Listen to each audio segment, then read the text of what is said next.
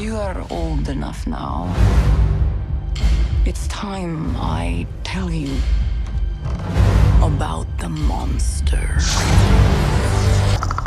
We must kill it, or it will kill us all.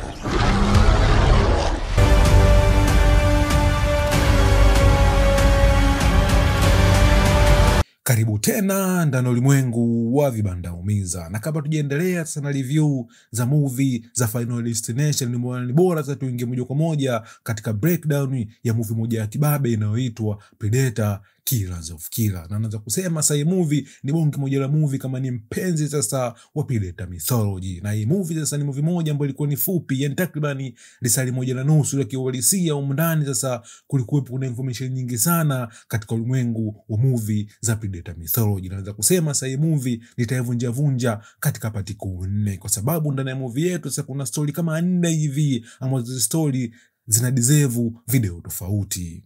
Yani pati ya kwanza kabisa katika movie yetu tuliingia moja kwa moja sasa katika ulimwengu wa Vikings, na vile vile pati ya pili tuliingia moja kwa moja katika nchi ya Japani. Kipindi hicho walikuwa kipractice mfumo mmoja hivi unaoitwa ukabaila. Na pati ya tatu tuliingia moja kwa moja sasa kipindi ambacho dunia ilikuwepo katika vita vikuu vya pili vya dunia. Na pati ya 4 sasa tuliingia moja kwa moja katika sayari ya Yautja hii inayoitwa Yautja Prime. Na je, pati ya kwanza kabisa katika movie yetu ya Predator Killers of Killers ili usunini hasa? Na kama wewe ni mara ya kwanza ndani ya ulimwengu wa vibandaumiza, usisite kusubscribe.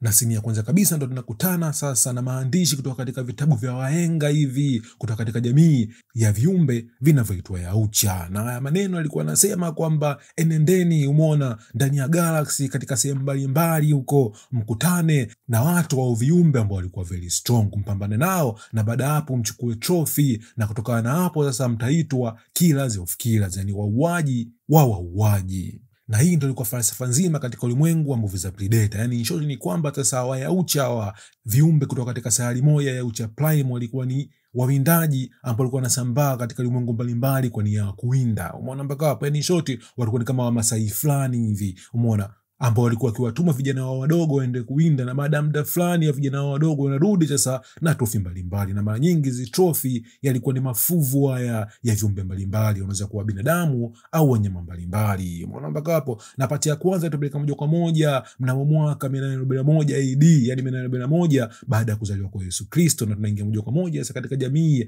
ya watu wa Scandinavia, na tunakutana sasa na mwanamke mmoja shupavu anaitwa Åsa, na vile vile alikuwa na mwanae wa kiume anaitwa Anders. Na katika movie yetu tutambua kitu kimoja kwamba mwanamke alikuwa mwanamke mmoja shupavu kinoma kiasi kwamba sasa katika ulimwengu mzima au sasa wa umoja wa Scandinavia alikuwa kumuita Valkyrie of the Northern Sea, yani Valkyrie wa bahari ya kaskazini. Na kwa washikaji ambao wanafuatilia vizuri kabisa ulimwengu wa MCU au Nordic mythology, tunafahamu vizuri kabisa kuhusu Valkyrie kama Valkyrie ni mashujaa wa, umeona, wanawake katika Nordic mythology, kama tulivyoona ina nafasi ya Valkyrie katika ulimwengu wa MCU. Na ni kipindi ambacho sasa mwanamke anaitwa Åsa pamoja na mwanae anaitwa Anders pamoja na wenzake walikuwa kusafiri kutoka sehemu moja kwenda sehemu nyingine ndani ya Scandinavia, wakimsaka jamaa mmoja hivi anaitwa Zoran. Umeona mpaka hapo? Na baada kabisa tuligundua kitu kimoja kwamba Zoran ni mtu ambaye alisababisha kifo cha baba yake mzazi. Umeona mpaka hapo? Kwa in short safari ilikuwa ni safari ya kisasi, na vile vile wakiwa njiani walikuwa wakimuomba Mungu wao mmoja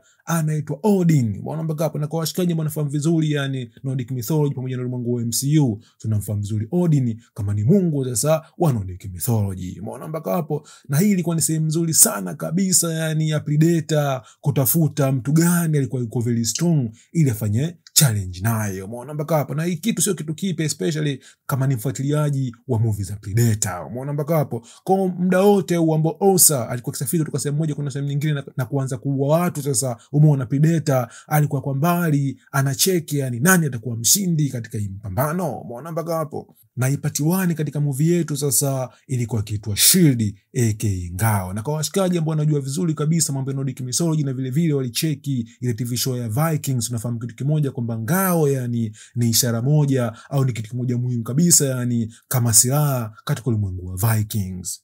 Na kweli kabisa Åsa pamoja na mwanae Anders pamoja na wenzake wanafanikiwa kuingia katika ngome ya kwanza ya Zoran, ila kwa bahati mbaya hakumkuta Zoran. Na hapa pia sasa tuliona mauaji mbalimbali ambayo yalifanywa na wanajeshi wa Ursa, na vile vile pia ni kipindi ambacho pia Predator alikuwa akiwachora, yani umeona mpaka hapo. Ila kwa bahati nzuri wakapata information kuhusu location ya Zoran, umeona mpaka hapo, na vile vile wakaanza kusafiri kutoka sehemu kwenda moja kwa moja katika sehemu ya Zoran. Na vile vile inavyoonekana Zoran, yani kuna uwezekano mkubwa kabisa alikuwa na asili ya Urusi au asili sasa, umeona, kutoka sehemu moja inaitwa Finland, umeona, kwa sababu ile eneo ambalo lilikwenda sasa liko eneo fulani ambalo lilikuwa na mabarafu mengi kinoma, yani umeona mpaka hapo.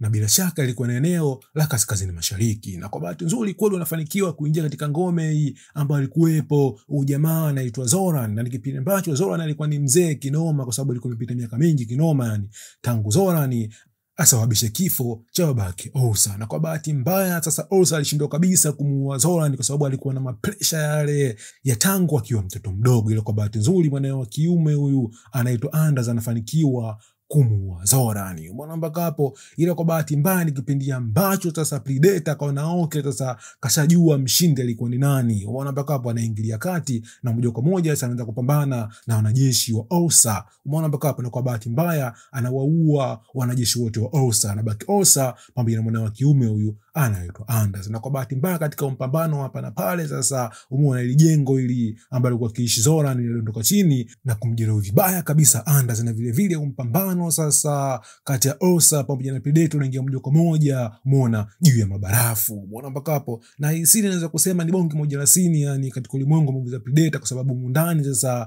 tunaingia deep zaidi na kujua vizuri kabisa Predator mythology, especially kama ulicheki movie ya kwanza ya Predator ya Dutch pamoja na movie ya 5 ya Predator inaitwa Prey, ambapo tulikutana na mdada mmoja anaitwa Naru, kwa sababu katika mpambano sasa tuliona Ursa aliingia ndani ya maji, umeona mpaka hapo. Na baada ya kuingia ndani ya maji sasa Predator akashindwa kabisa ni kumuona Ursa, umeona mpaka hapo. Na kitu ni kitu ambacho sio cha kawaida, kwa sababu sasa Ursa kama Ursa pamoja na Predator walikuwa hapo karibu kinoma, kwa sababu ile barafu ilikuwa ni kama kioo, yani umeona mpaka hapo. Ila sababu kubwa kabisa ya Predator kushindwa kumuona Ursa, inga Ursa alikuwa mbele yake kabisa juu ya barafu, ni kwa sababu sasa jotoridi la Ursa lilidondoka chini na kuwa dogo kiasi kwamba sasa Predator akashindwa kumuona. Na kwa washikaji ambao wanajua vizuri Mungu wa Predator ni kwamba sasa Predator anafanikiwa kuwaona watu kwa kuangalia jotoridi la mwili wao. Na ndio maana katika movie ya kwanza kabisa ile ya Predator tulimwona Dutch alichukua tope na kuamua kujipaka, umeona mpaka hapo. Kwa ile tope sasa lilimzuia Predator kushindwa kumuona Dutch, kwa sababu tope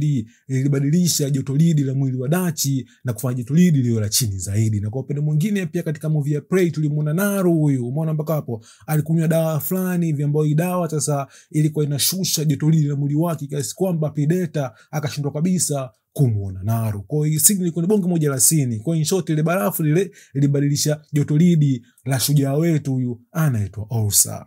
Na vile vile pia kama wewe ni mpenzi wa movie za Predator, tunafahamu kitu kimoja kwamba kwa kawaida yani mashujaa wetu hawawezi kabisa yani kumuua Predator. Ile njia pekee ya kumuua Predator ilikuwa lazima utumie IQ kubwa, na vile vile pia lazima uteke advantage ya silaha zao. Umeona mpaka hapa ni kama vile tulimuona Naru katika movie ya Prey, na vile vile hapa tunamuona Ursa hapa anatumia advantage sasa ya silaha ya Predator, ambayo silaha ilikuwa na uwezo wa kutoa mshindo mkubwa, na huo mshindo sasa yani ulikuwa unaweza kumpaperusha mtu kutoka sehemu moja kwenda sehemu nyingine. Ila vile vile pia ni umshindo pia ulikuwa unaenda sambamba na law ya 3 ya Newton, ambayo anakuambia sasa to every action is equal and opposite reaction. Kwa hiyo sasa Predator alivyotumia umshindo mkubwa sasa kumpeperusha Ursa, na vile vile pia umshindo ukamsababisha Predator arudi nyuma, na bahati mbaya baada ya kurudi nyuma kichwa chake kaangukia juu ya ile nanga ambayo Ursa aliingia nayo ndani ya maji, na kwa bahati mbaya au bahati nzuri Predator anafariki dunia.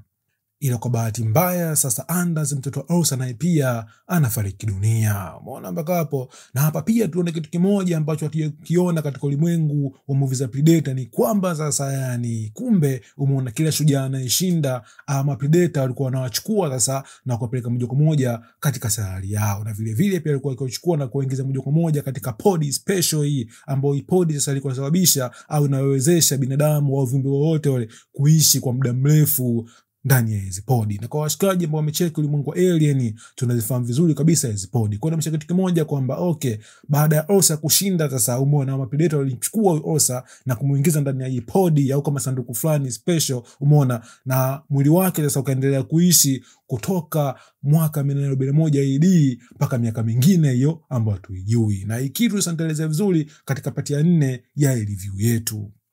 Kwa ujumla part 1 ilikuwa iko fresh, na baadaye tukutane tena katika part 2 ambayo tupeleka moja kwa moja sasa hadi mnamo mwaka 1969 katika nchi ya Japan, kipindi ambacho walikuwa kipractice mfumo mmoja unaitwa ukabaila. Stay tuned.